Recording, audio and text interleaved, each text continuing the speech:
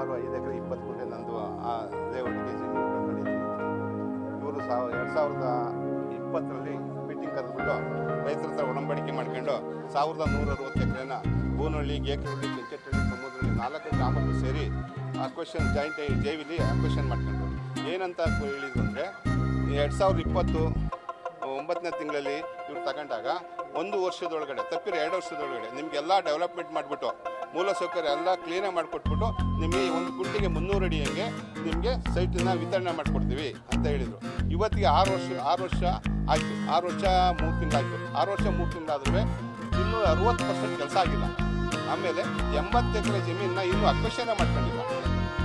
ಅದು ಅಲ್ಲೇ ಪೆಂಡಿಂಗ್ ಆಗಿದೆ. ಅಕ್ವೇಷನ್ ಮಾಡದೇ ಇದ್ದರೆ ಅವ್ರ ಜಾಗಕ್ಕೆ ಇವರು ಟ್ರೈನ್ ಮಾಡಿಬಿಟ್ಟು ರಸ್ತೆ ಮಾಡಿಬಿಟ್ಟು ಕ್ಲೀನಾಗಿ ಅವ್ರಿಗೆ ತಿರುಗಾಡೋಕ್ಕೆ ಅವಕಾಶ ಮಾಡಿಕೊಟ್ಟವ್ರೆ. ನಾವು ಕೊಟ್ಟವ್ರು ಇವತ್ತು ಮುಟ್ಟಾಳಾಗಿದ್ದೀವಿ. ಅದರಿಂದ ಅವ್ರದ್ದು ಅಕ್ವೇಷನ್ ಮಾಡಿದ್ರೆ ನಾವು ಜಮೀನು ಕೊಡಲ್ಲ. ಕೊಡದೇ ಇದ್ದವ್ರಿಗೆ ಕೊಡದೇ ಇದ್ದವರಿಗೆ ಅವ್ರಿಗೆ ಕ್ಲೀನಾಗಿ 1 ಎಕರೆ ಫುಲ್ ಸೈಟ್ ಆಗ್ತಾ ಇದೆ. ನಾವು ಕೊಟ್ಟವ್ರಿಗೆ 1 ಎಕರೆಗೆ 12,000 ಅಡಿ ಕೊಡ್ತಾವ್ರೆ. ಅದು 6 ವರ್ಷದಿಂದ ನಮಗೆ ಇದುವರೆಗೂ ಏನೋ ಜೀವನ ಮಾಡ್ತಾಯಿದ್ರು ರೈತರು. ಒಂದು 2 ಹಸು ಕಟ್ಕೊಂಡು ಜೋಳ ಬೆಳ್ಕೊಂಡು ರಾಗಿ ಬೆಳ್ಕೊಂಡು. ಇವತ್ತು 6 ವರ್ಷದಿಂದ ಏನೂ ಇಲ್ಲ. 6 ವರ್ಷದಿಂದ ಹಂಗೆ ಪೆಂಡಿಂಗ್ ಆಗೋದ್ರಿಂದ ನಮಗೆ ಬೆಳೆ ಪರಿಹಾರ ಕೊಡಬೇಕು ಫಸ್ಟ್ ಒನ್. ಆಮೇಲೆ ರೈತರಿಗೆ ಕಾರ್ನರ್ ಸೈಟ್ ಕೊಡಬೇಕು. ಇವರು ಕಾರ್ನರ್ ಸೈಟ್ ಇಟ್ಕೊಬಿಟ್ಟು ಕೋಟ್ಯಾಂತರ ರೂಪಾಯಿ ಮಾರ್ಕತ್ತಾರೆ.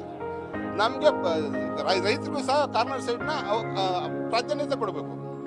ಆಮೇಲೆ ಇವರು ಎಲ್ಲ ಮೂಲಭೂತ ಸೌಕರ್ಯಗಳು, ನೀರಾಗಿರ್ಬೋದು, ಯುಜಿಡಿ ಆಗಿರ್ಬೋದು, ಎಲೆಕ್ಟ್ರಿಸಿಟಿ ಆಗಿರ್ಬೋದು, ಎಲ್ಲ ರೋಡಿನ ಸೌಲಭ್ಯ ಇದು ಎಲ್ಲನೂ ಪ್ರತಿಯೊಂದು ಕ್ಲೀನಾಗಿ ಮಾಡಿದ ನಂತರ, ಇನ್ನೂ 6 ತಿಂಗಳು ಲೇಟ್ ಆಗಲಿ, ಮಾಡಿದ ನಂತರ ರೈತರಿಗೆ ಫಸ್ಟು ಹಂಚಿಕೆ ಮಾಡಿ ನಂತರ ಪಬ್ಲಿಕ್ಸಿಗೆ ಅಪ್ಲಿಕೆಂಟ್ ಇದ್ದಾರಲ್ಲ ಅವ್ರಿಗೆ ಕೊಡಲಿ. ಫಸ್ಟು ನಮಗೆ ನಮ್ಮ ಜಾಗದಲ್ಲೇ ಕೊಡ್ತೀನಿ ಅಂದರು. ಈಗ CA ಕೂತಿದೆ, ರೋಡ್ ಕೂತಿದೆ, ಒಂದು ಅಕ್ಕಪಕ್ಕ ಸೈಟಲ್ಲಿ ಸರ್ವೆ ನಂಬರ್ ಕೊಡಬೇಕು. ನಮ್ಮ ಮಶಾಣದ ಸರ್ ಈಗ ಬೂನಹಳ್ಳಿಗೆ ಘಾಟಹಳ್ಳಿ ಪಕ್ಕದಲ್ಲಿ 3.5 ಎಕರೆ ಕೊಟ್ಟಿದ್ದಾರೆ. ಆದರೆ ಈಗ ನಾವು ಗೇಕರಹಳ್ಳಿ, ಸಮುದ್ರಹಳ್ಳಿ, ಕೆಂಚಟ್ಟಹಳ್ಳಿಯವರು ಅಲ್ಲಿಂದ 3 ಕಿಲೋಮೀಟರ್ ಆಗುತ್ತೆ. ಅವ್ರು ಬಂದು ಇಲ್ಲಿ ಬರೋಕ್ಕಾಗಲ್ಲ. ಅವ್ರಿಗೂ ಒಂದು ಪ್ರೊವೈಡ್ ಮಾಡಿಕೊಡ್ತೀವಿ. ಅವ್ರು 3 ಊರಿಂದ ಸೇರಿ ಒಂದು ಮಶಾಣ ಅವ್ರಿಗೆ ಕೊಡಬೇಕು. ಇಲ್ಲಾಂದರೆ ಅವ್ರಿಗೆ ತೊಂದರೆ ಆಗುತ್ತೆ. ವಿಶ್ವನಾಥ್ ಕೆ.